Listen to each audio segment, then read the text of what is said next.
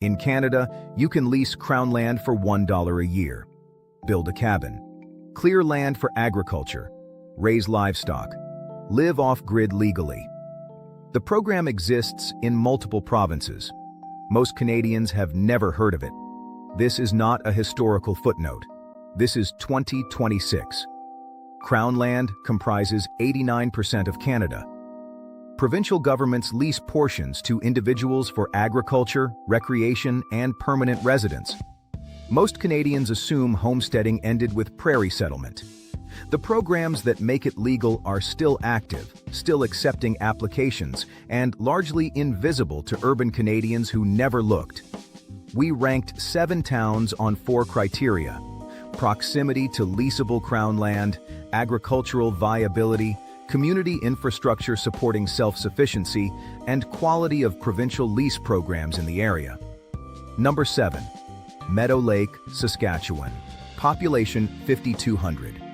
Saskatchewan offers remote cabin site leases with 20-year terms and agricultural Crown land leases for farming and ranching.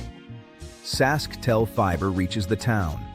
Average house price, $185,000. The draw is the Crown land north of town, boreal forest with agricultural potential once cleared. Farm supply stores, equipment dealers, and co-ops operate in town. Why homesteading works here? Lease terms are among the most accessible in the country. Zoning permits off-grid structures. Water access exists through wells and licensed surface water. The honest consideration, winter drops to -40. Growing season is 110 days, workable for grain and hay but short. Clearing boreal forest is hard labor before a single crop goes in.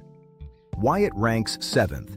Crown land access is strong, but agricultural viability is the weakest on this list. The land requires significant clearing before it becomes productive. Number 6. Hudson Bay, Saskatchewan. Population 1,300. Saskatchewan lease programs operate actively here. SaskTel reaches town. Satellite covers surrounding land. Average house price, $125,000, the lowest on this list. The community has genuine homesteading history and current practitioners. A co-op, feed suppliers, and equipment dealers operate in town. The culture accepts self-sufficiency in a way larger towns often do not. People here have been doing this for generations. Why homesteading works here? Crown land access is extensive and competition is low. Off-grid living is legal and normalized. The community provides knowledge no online guide replaces. The honest consideration, medical care is basic. Services are limited. Winter is severe and sustained. Growing season supports grain, hay, and livestock, but demands experienced management. Why it ranks 6th? Lowest housing costs combined with active homesteading community is genuine. Ranks below the BC entries because agricultural viability is constrained by climate and support infrastructure is thinner. Number 5. Burns Lake, British Columbia. Population 2,200 on the lake of the same name in central BC. BC remote site lease programs permit residential use of Crown land. TELUS reaches town. Starlink covers surrounding land. Average house price, $245,000. Interior plateau climate gives a 130-day growing season. Forest clearing is required, but the land supports mixed farming, market gardening, and livestock once cleared. Why homesteading works here? Growing season and soil quality make investment worthwhile. Work put into land here produces more than equivalent work in the north. The honest consideration, BC Crown land is competitive. Approval is not guaranteed and the process requires persistence. Why it ranks 5th? Better agricultural viability than Saskatchewan entries. Ranks below the top 4 because competition is higher and the application process introduces uncertainty. Number 4. Mackenzie, British Columbia. Population 3,200 in north-central BC. Built around forestry, sitting near extensive Crown land with lower competition than southern BC. Telus serves town. Starlink covers surrounding areas. Average house price, $215,000. The homesteading community is established and visible. Solar, wind, and wood heat are common on surrounding properties. Off-grid living is normalized, not unusual. Knowledge sharing happens informally and continuously. Why homesteading works here? Crown land access is extensive and competition is manageable.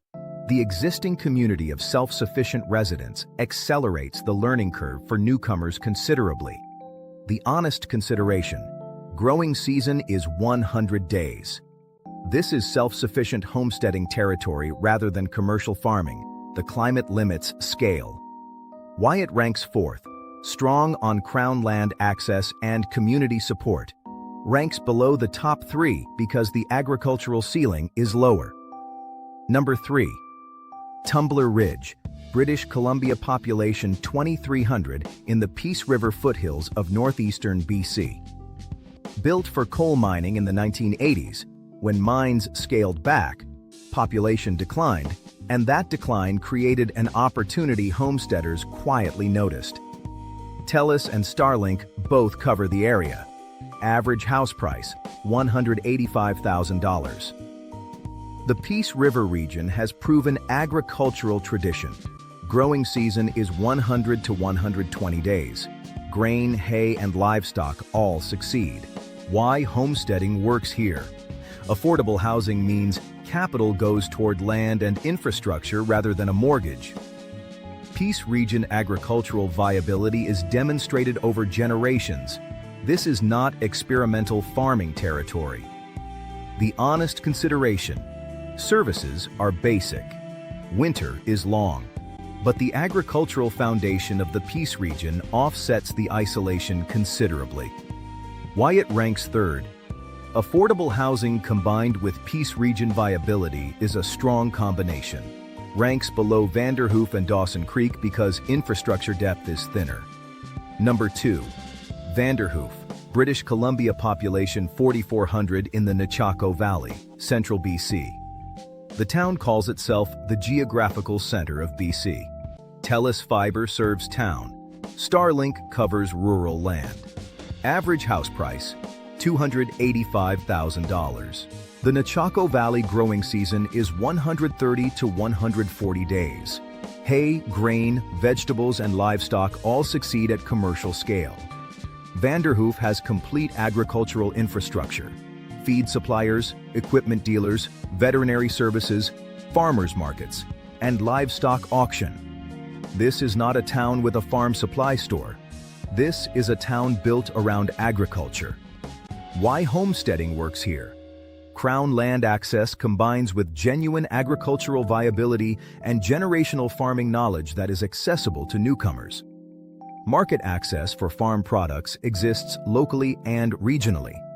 The honest consideration: less remote than other options, means crown land competition is higher. The application process requires preparation and persistence. Why it ranks second? The strongest combination of agricultural infrastructure and viable growing season outside Dawson Creek. Ranks below it because the Peace River region's scale gives Dawson Creek a ceiling Vanderhoof cannot match.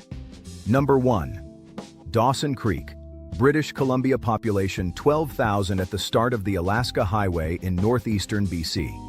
This is Peace River country, Canada's northern grain belt. Telus Fiber serves town. Starlink covers all surrounding rural land. Average house price, $265,000 for a town with full urban services. The Peace River region carries a 130 to 150 day growing season on fertile soil. Small mixed farms succeed here not as experiments but as established operations with decades of proof. Equipment dealers, feed suppliers, veterinary services, livestock auctions, and an active farmers market all operate. Generational farmers and recent homesteaders both exist here, and the knowledge transfer between them is real. Why homesteading works here? Crown land access meets proven large-scale agricultural viability. The growing season supports diverse production. Infrastructure exists to support operations from a single acre to a full farm. This is where homesteading can become an actual farming operation. The honest consideration, less remote than northern options, means crown land competition exists. Winter is cold, but the Peace region consistently outperforms expectations given its latitude. Why it ranks first: highest scores across all 4 criteria. Agricultural viability is the best on this list by a meaningful margin. Community infrastructure is complete. No other town offers this combination. Conclusion: 7 towns, Meadow Lake to Dawson Creek, each near leasable crown land, each with zoning permitting off-grid living, each with communities that know what self-sufficiency actually looks like. Crown land homesteading is not historical reenactment. It is practical land use under modern legal frameworks most Canadians have never investigated. The programs are active, the land is available, the communities exist. The towns that rank highest are not the most remote or the most romantic. They are where the land is productive, the infrastructure exists, and the people around you have already solved the problems you will face. The challenges are real. Clearing land is hard work. Northern winters are unforgiving. Isolation requires honest self-assessment. But the legal framework exists. The crown land is there, and these communities have been doing this long before it became interesting to talk about. Your move.